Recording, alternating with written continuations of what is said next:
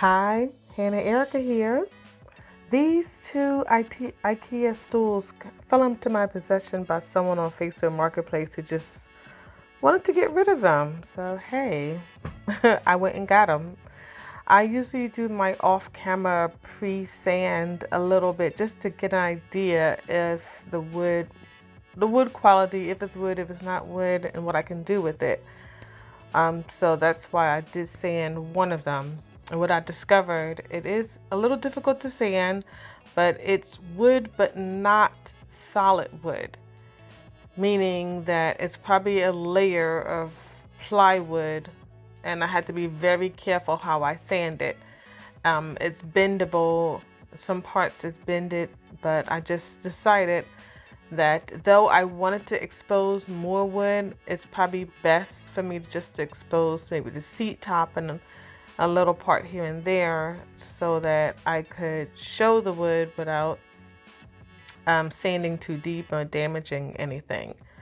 So I decided, even though I did sand more on the other one, I'm just going to sand the very top of this and give it a nice color.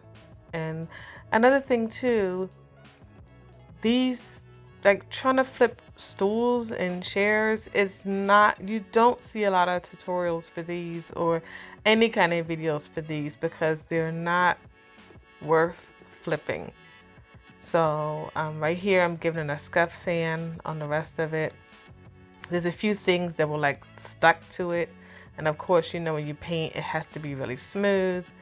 So I'm just trying to make sure there's nothing stuck on there. And then I come up with the idea to leave the foot part of the seat like fresh, like nice wood too. So I'm sanding this part bare. It's probably better not to have paint where you have to step on anyway.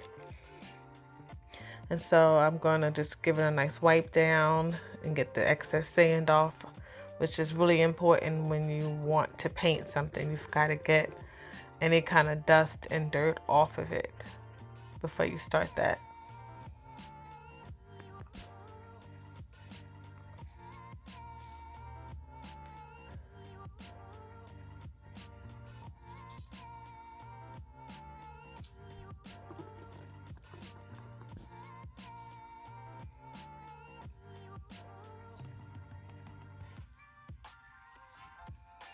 Okay, I'm decided to do a test because I do want to stain part of it, and I'm going for a gray look, and I want to stain some gray and paint some gray. I decided to put a little bit on here, and I'm just pissed at myself because I don't know why I gotta put such a large section. I could have just put a tiny bit and it would have been so easy, but no, I slather it on. And so I'm trying to get some of it off because it's just too dark. I want to be more translucent. There was another color that I was working with that I going to test in a second because I figured let me just put that one on too. And that one is called Rustic Beige. That was Phantom Gray, which is semi-transparent, and this was Rustic Beige, which it is better, but I wanted a gray kind of tone to it. So wiping it off, I decided to combine them and try it again. But you can see I taped off where I sanded it down, but then I realized, you know what, I'm going to wind up going through to the next layer, and I got nervous, so I just stopped and decided to try something different with a design, which if you've seen my prior videos, I kind of lean toward blocking things off whenever I feel like I'm limited on what I can do, and I just block it off. So I do like the idea of what I'm doing, because just leaving the whole top of the seat plain, it essentially just looks like a lot of others. So I said, blocking it off and trying something different that I don't see will give it, you know, a chance to look different and be unique.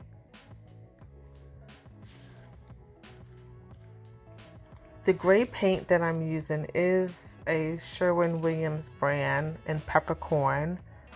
I've been using a few of those because they're really, really good brands, get high marks, and they're good for painting wood. So I do have quite a few of those.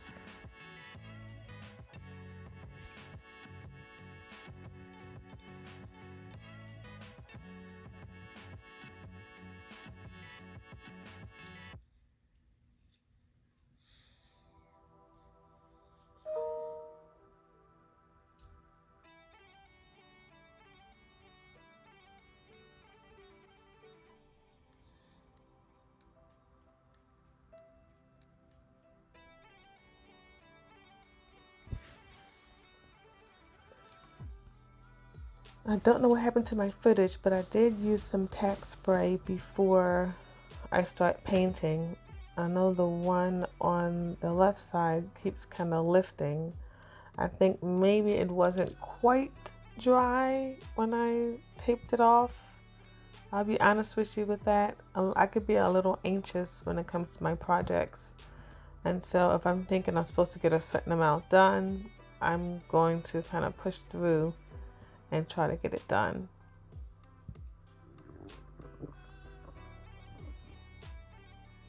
So what I could have done, I could have just started at the base, because there's so much work with this. You start at the base and just start painting down there and then work my way up top. But I just wanted everything to be ready to paint and just paint continuously.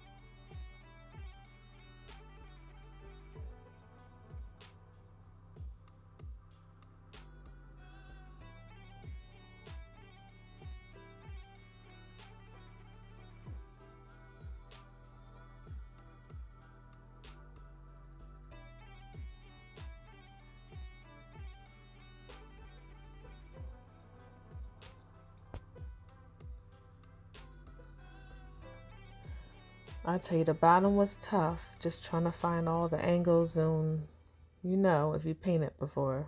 Oh my goodness. I also like to mention to please like and subscribe to my channel. A little positivity and encouragement for a channel to keep going really goes a long way.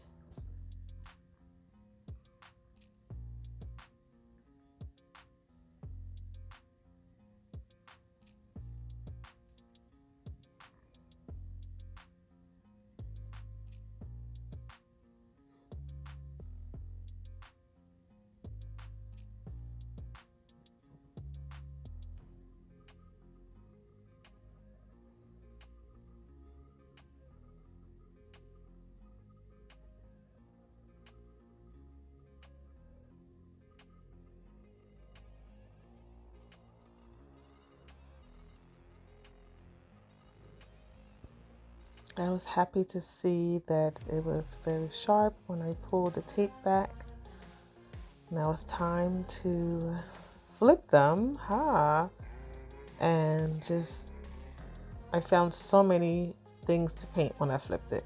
You could be like, oh my goodness, how did I miss this? How did I miss that?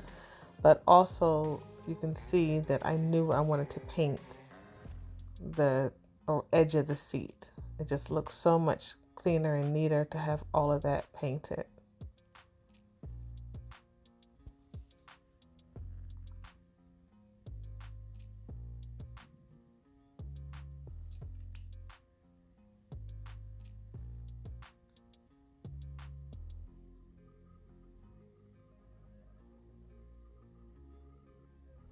And so now I mixed the two together, Phantom Gray by Midwax, and I also mixed it with Rustic Beige to try to lighten it up a bit. And it's a big difference rubbing on. You can see it's not overpowering the way it was before. because I didn't say this for nothing. I wanted to show off a little bit of the wood on the seat and on the feet part.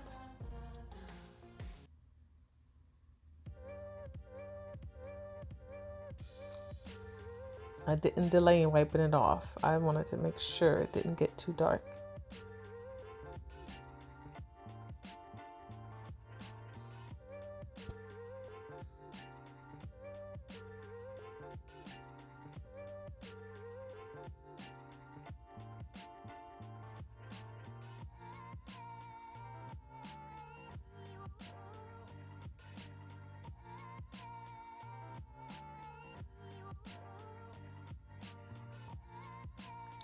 Now for the top coat, I had this Country Chic leftover in gloss, and it seems to work well to cover my paint instead of the poly. I've had a few bad experiences with covering in a poly coat that's normally for stains, so I decided to stick to this Country Chic or something that's made for paint. So here's a reminder of how it looked beforehand, and this is after I refinished the Ikea bar stools or counter stools. I think they really look unique, look great, and since they're lightweight and wood, they have the best of both worlds.